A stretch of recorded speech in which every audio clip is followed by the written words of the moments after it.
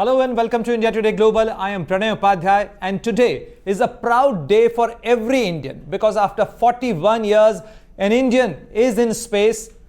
Group Captain Shubhanshu Shukla is on his way to International Space Station. This is his first journey to space, and not only his first journey but also the first journey of an Indian to International Space Station. He is encircling the planet Earth with the speed of 7 kilometers per second, and he is on his way to International Space Station. Almost after 24 hours, he will be docking on his Dragon capsule along with other astronauts to the International Space Station.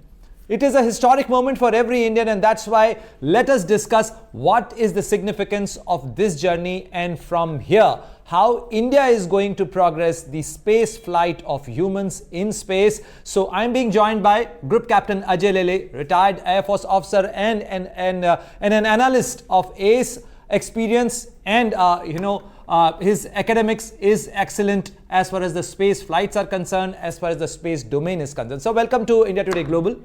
Thank you. So my first question to you is what is the significance of this flight, and from here onward, how our journey to human space flights is going to progress? I think before getting into the significance, I must say that today every Indian is proud. And as a fellow Air Force officer, I am also proud as an Air Force officer after Rakesh Sharma has gone into the International Space Station, rather towards the space. If you see the entire journey of this particular mission, one should not look at this journey in isolation, because India has got a larger plan of establishing its own space station after a couple of years. But before that, our step one is going to be the Gaganyaan program, where we will send our own astronauts, around 3 astronauts, to the space, and they will get back subsequently. So that is going to be the first step. So to take this first step, I think this particular journey of Group Captain Shukla is going to be very vital, because there will be many learnings for him as an individual. Because all said and done, you do get trained on simulators and various other equipments, but actually handling things, staying in that zero gravity atmosphere is definitely going to make major amount of changes in his thinking than what he has been taught on the simulators. So under these circumstances, I think his journey should be looked at 2 to 3 levels.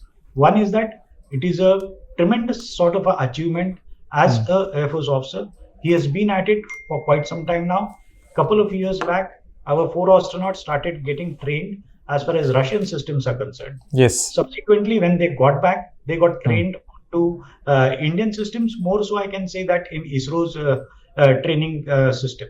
Now, since it is a mission by NASA, because you got a different type of a spacecraft, which is a Soyuz spacecraft, which is used by Russians, and now NASA is getting assistance from SpaceX, and Crew Dragon model is there. So certain amount of changes in the training activity was required. So he again got retrained into these types of things. So it is a tremendous achievement as an individual also, because to get trained on a particular thing for many years without realizing that when actually the mission is going to take place. Because if you see, this mission also got delayed 5 to 6 times, but today it has taken a very successful step. Sir, I'm sure you must have also heard his message after entering the space. He has sent out a 1-minute message, and Group Captain Shubhanshu Shukla said that he is very proud to have, Tricolor on his sleeves, and he thinks that every Indian is with him on this journey. Definitely. If you see, he was around, say, 50 kilometers of altitude or something at that point in time when he started delivering the message. He was very clear, he was very calm, he was very composed. Because at the end of the day, he is the pilot of this spacecraft. So he must be looking at various things irrespective of the spacecraft being fully autonomous. As a pilot, you're supposed to respond to any sort of emergencies. And for that purpose, you got to keep a track of what is actually happening when your craft is moving towards the International Space Station. So as a proud Indian, definitely he is in the thick of it right now. It's going to take a very long time. It's going to take 28 hours to reach to the International Space Station. You must have seen the photographs, how all these 4 astronauts are into a particular position. So definitely it's going to be challenging. It's going to be challenging from a human body's sustenance point of view also, because you are going to sit in a particular position not for 1 hour, 2 hours, but for 28 hours, and you got to be fully agile as a captain of that spacecraft. So challenges are It's a very important point, sir. Group Captain Lele. I would like you to explain to our viewers that how challenging it is, because we have seen that, like, this flight got delayed. There were a lot of issues related to the space launch. What goes through a pilot or any astronaut? What he goes through at a time when he has to keep the mental endurance and the physical endurance. I think training definitely helps much more over here. And if you see the selection of the people also, Rakesh Sharma also was a test pilot.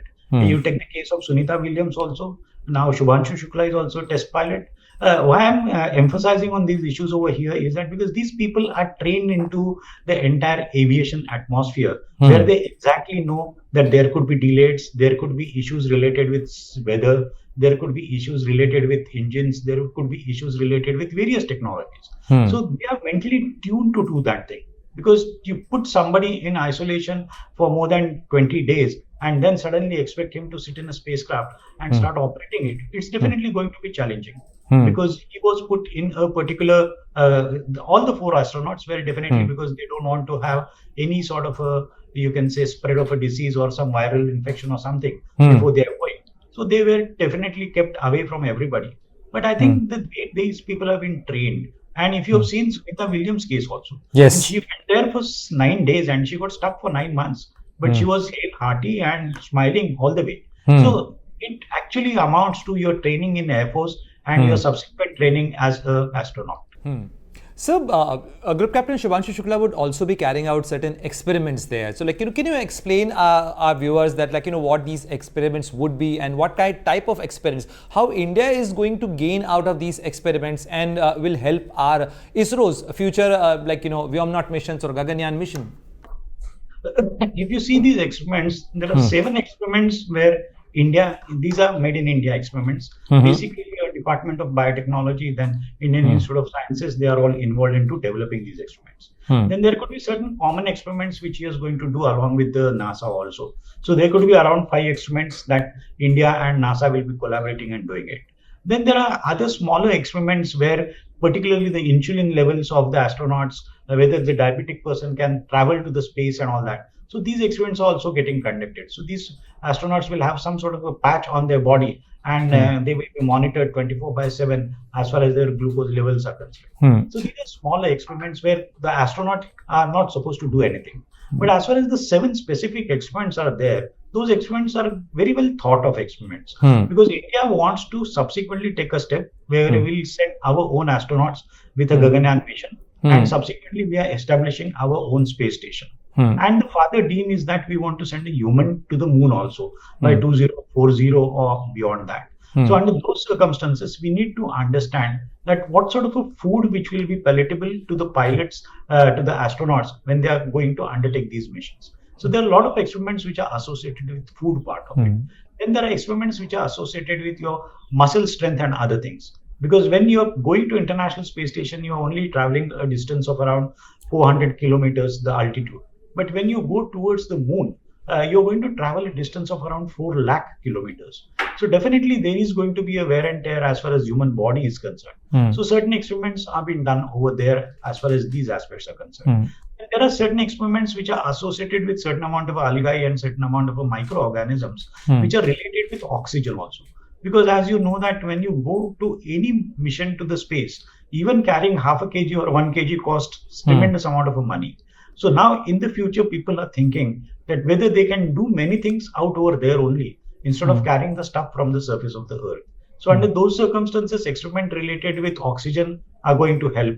Then there could be a few other experiments also, because if you see the entire structure of this particular mission, there are almost 28 countries or 31 countries who are involved in various experimentation, and it is said that there could be around 60 or 60 plus experiments. So there are various experiments which have been planned in such a fashion that for future space missions, will we get certain amount of advantage of these types of things. Because tomorrow when you are going to go to the moon, when you are going to go to the Mars, you're going to establish human colonies over there. I'm not saying of tomorrow, I'm saying of after a few decades or so.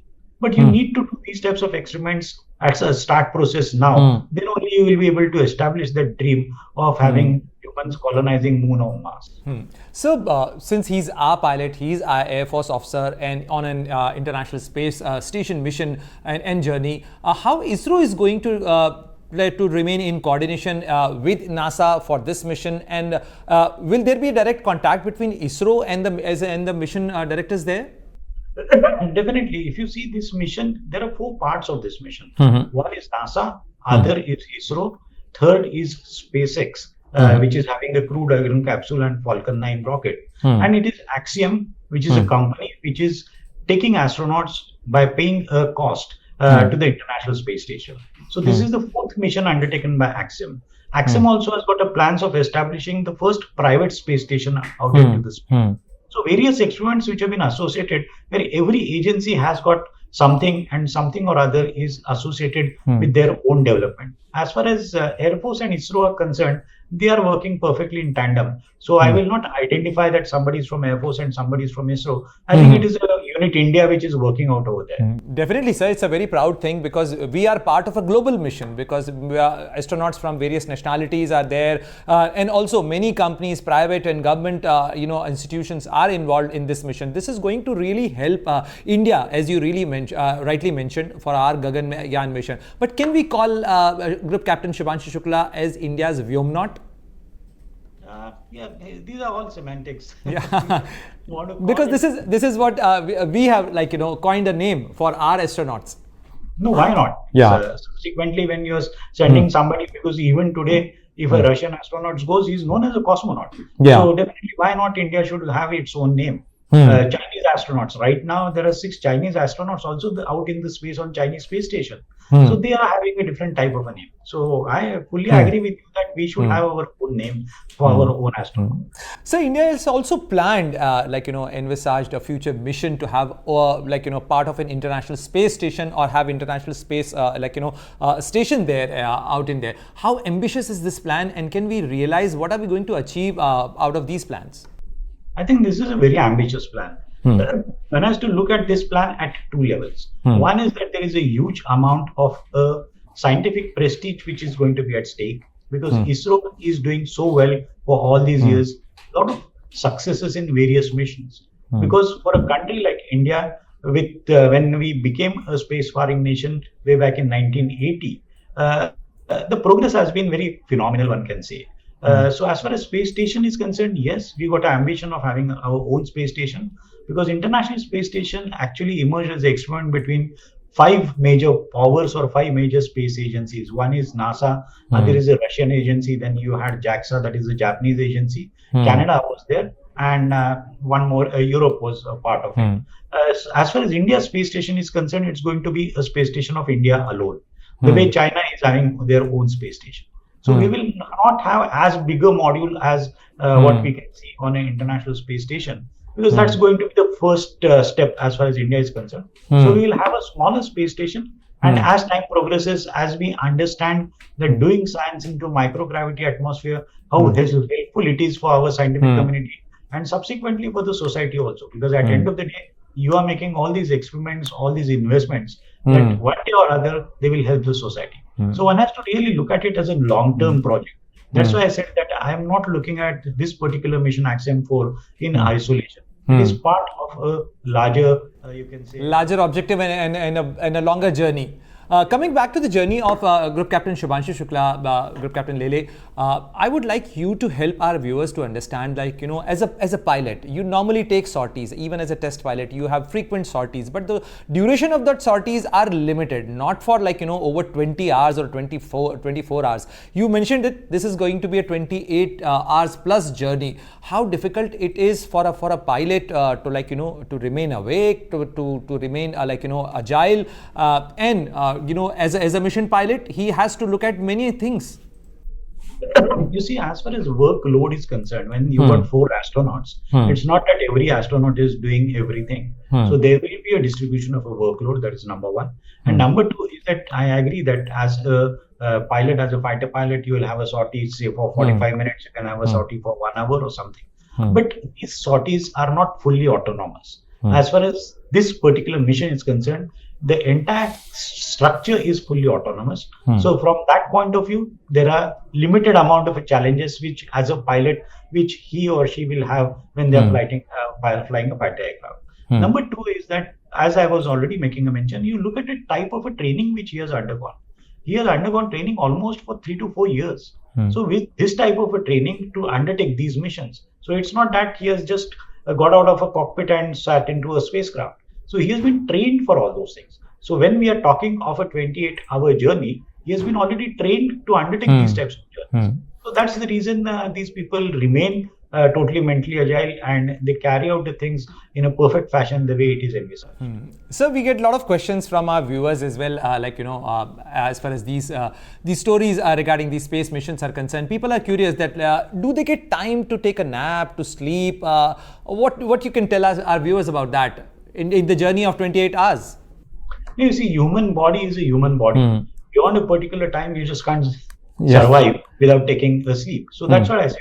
You've got 4 astronauts, there will be a workload distribution. They will have their fixed periods where they will undertake certain amount of things. Like you have seen on the International Space Station also, you've got treadmills, you've got a variety of, you can say, equipments where a human body can keep itself fit.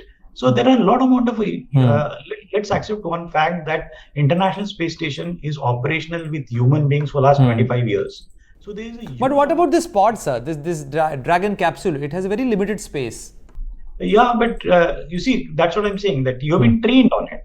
At the end of the day, you will be able to undertake a mission provided you're trained to undertake a mission in a particular fashion. So as far as Dragon Space Capsule is also concerned, you got simulators of the same size. So everybody gets trained on it, and then only they can undertake these types of missions. Otherwise, you can see the private missions which have been taken by Richard Branson or Blue Origin.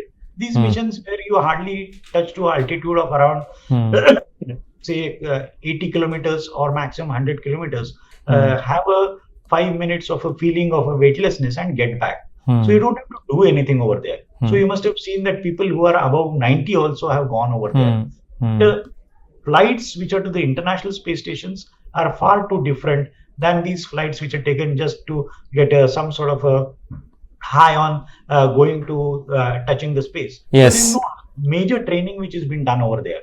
Those people also, even today, they get trained for a certain period of a time. The type of a training which you require to be undertaken on International Space Station. Because when you send a craft with 4 to 5 people to a particular altitude and retrieve that craft back, there's nothing much is to be done. But here you can see after 28 hours, you will have to do the docking part of it. So that means from your own craft, you're going to enter the International Space Station. So there are a lot of activities which are involved over here, and then you definitely require more amount of training to undertake these activities.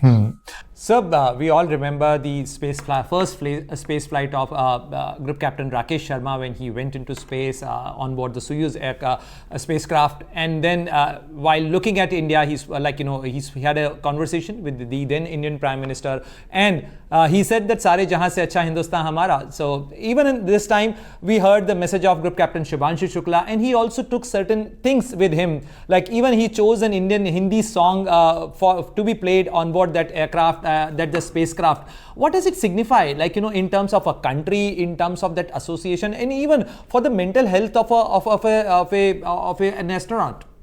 You see, there are many things associated with it. One is that the individual always wants to be comfortable in that particular atmosphere. So, an Indian definitely is going to be comfortable with Indian food. The Indian is definitely going to be comfortable with Indian songs. So, there are certain cultural issues which we have been taught, which we have been brought forward over a period of time. We have been brought up with these types of cultural things.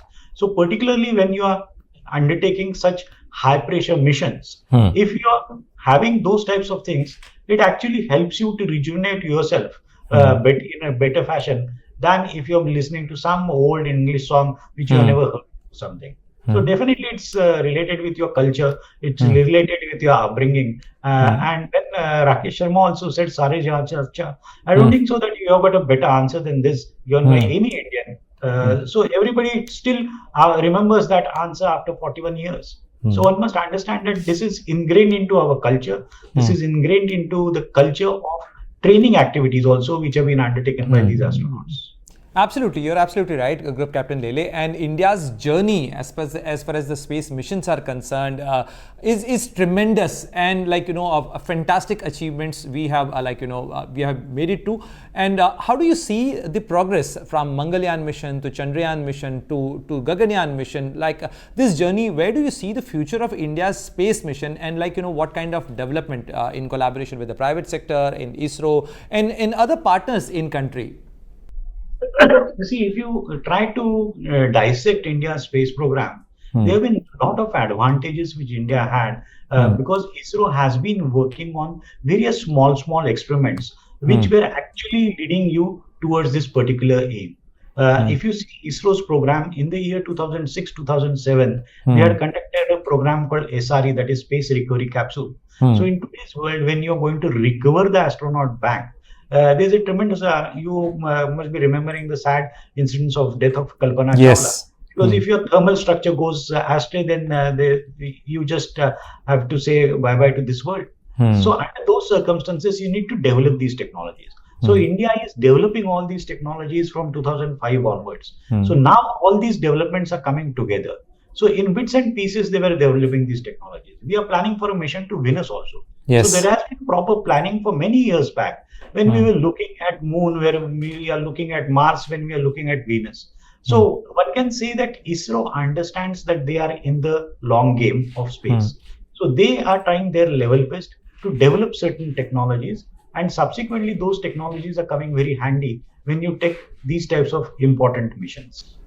Thank you very much for your time, Group Captain Lele, and we all are proud for this journey of Group Captain Shubhanshu Shukla, and also we should hope that he returns to India safely, and also India's space journey should make another major strides in coming times. Thank you very much, sir.